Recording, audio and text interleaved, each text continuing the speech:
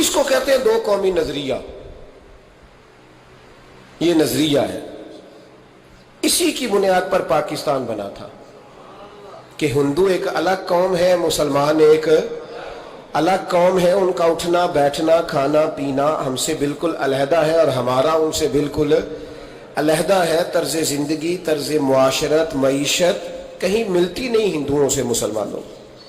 لہذا ہمیں ایک ایسا وطن چاہیے، ہمیں ایک ایسا وطن چاہیے جس وطن کے اندر مسلمان اپنے طریقے کے مطابق اٹھیں بھی، بیٹھیں بھی، چلیں بھی، سوئیں بھی.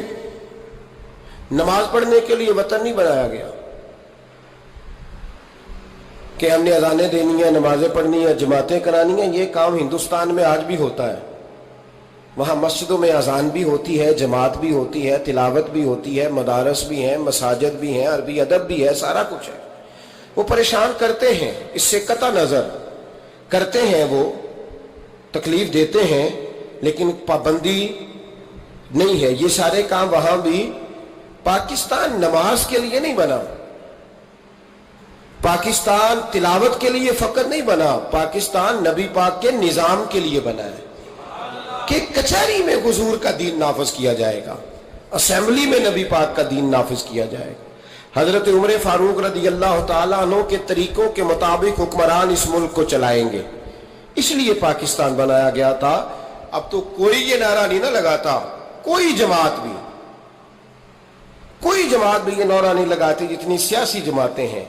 حالانکہ پاکستان کا نعرہ آج بھی ہر آدمی کو پتا ہے کہ پاکستان کا مطلب کیا، لا الہ الا اللہ محمد رسول اللہ صلی اللہ تعالی علیہ. لیکن کوئی بھی سیاسی جماعت اب اس نعرے کو لگانے کو تیار، بلکہ اس نعرے سے کامتے ہیں سیاسی حکمران.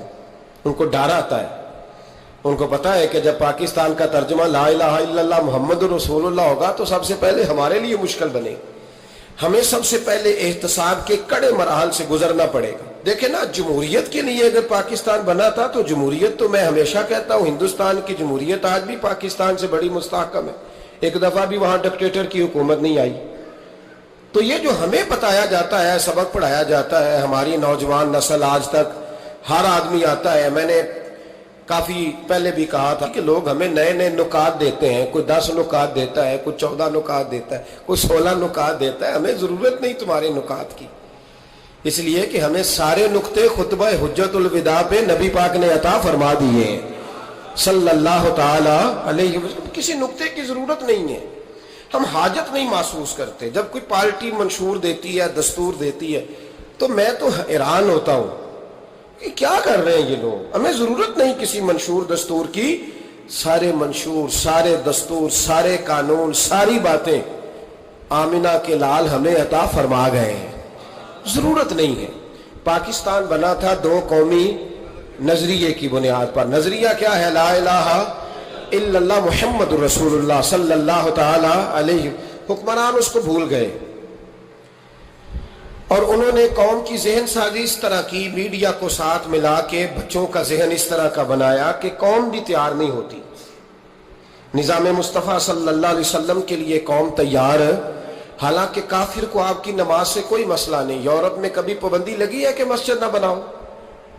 کبھی وہاں کسی نے کہا ہے قرآن پاک نہ لے کے آؤ؟ کبھی کسی نے کہا ہے؟ وہاں پابندی نماز پہ نہیں ہے. ان کو ڈر تو نظام مصطفیٰ سے آتا ہے کہ دین نافذ نہیں ہونا چاہیے. تو میرے بھائی، پاکستان ایک نظریاتی وطن ہے. جتنا دوڑ سکتے ہیں میں اور آپ دوڑ لیں، جتنا دوڑ سکتے ہیں. جہاں تک یہ قوم بھاگ سکتی ہے بھاگ لے. یہ اس چہرے کو اپنا لے یا اس چہرے کو اپنا لے یا اس کو آزما کے دیکھ لے. چونکہ اس وطن کی بنیاد کلمہ ہے تو یہاں سکون بھی اسی وقت آئے گا جب حکومت بھی کلمے والے رسول کی آئے گی صلی اللہ تعالی علیہ وسلم صلی اللہ تعالی. اور اسلام ہر جگہ یہ بتاتا ہے کہ ملک کس کے ہیں؟ اللہ کے. تو نظام کس کا ہونا چاہیے؟ اللہ کا، اللہ کے دین کا. دنیا کی سب سے بڑی ہجرت ہوئی تھی جب پاکستان بنا تھا. دنیا کی سب سے بڑی ہجرت. 10,000 عورتوں کی عزتیں لوٹی گئیں جب یہ وطن بنا. لاکھوں لوگوں نے جانوں کی قربانیاں دیں. ابھی 15-20 سال پہلے ہندوستان کا पंजाब का जो इलाका है उसको खोला गया तो एक कुएं से अभी भी हड्डियां मिली हैं जो सिखों ने काट कर मुसलमान कुएं पूरा भर दिया। इस तकलीफ के साथ वतन बना, किस लिए? जमहूरियत के लिए, हुक्मरानों के लल्ले तलल्ले के लिए, इनकी बड़ी कारों जीपों और मर्सिडीज के लिए, इसलिए कि यहां रोज नया बिल आएगा, आज गवर्नर राज है तो आज फलां है तो आज फलां है। ये सारी हुकूमतें अगर वही कानून जो अंग्रेज का बना हुआ है और वही सारी दफात जो आपके यहां नाफज है वही हिंदुस्तान में नाफज है तो बताया जाए फिर वतन क्यों बनाया गया था? फिर क्या जरूरत थी? ये सारे काम तो वहां भी हो रहे। इसलिए मेरे भाई वतन के नजरिए को समझे। वतन बना था ला इलाहा इल्लल्लाह मुहम्मद रसूलुल्लाह सल्लल्लाहु अलैहि वसल्लम। और इकबाल जो बानिए पाकिस्तान है, जो मुसव्वरे पाकिस्तान है, जो तस्वीर देने वाले हैं पाकिस्तान, उनसे किसी ने कहा था क्यों पाकिस्तान बनाना चाहते हो? हम जो एक मिल्लत जो है हिंदुस्तानी एक मिल्लत है, कौम है, तो क्या जरूरत है? तो इकबाल कहने लगे अपनी मिल्लत पर कयास अक़वाम मगरिब से न कर, खास है तरकीब में कौम रसूल हाशमी। नबी पाक की कौम अपनी तरकीब के लिहाज से हर कौम ने खास है। दीन का निफाज चाहिए, दीन नाफिज होना चाहिए। नबी पाक एक स्टेट के सरबराह बने थे, मदीना मुनव्वरा में हुजूर ने निजाम बनाया। आज मैं एक नई बात आपसे करना चाह रहा हूं।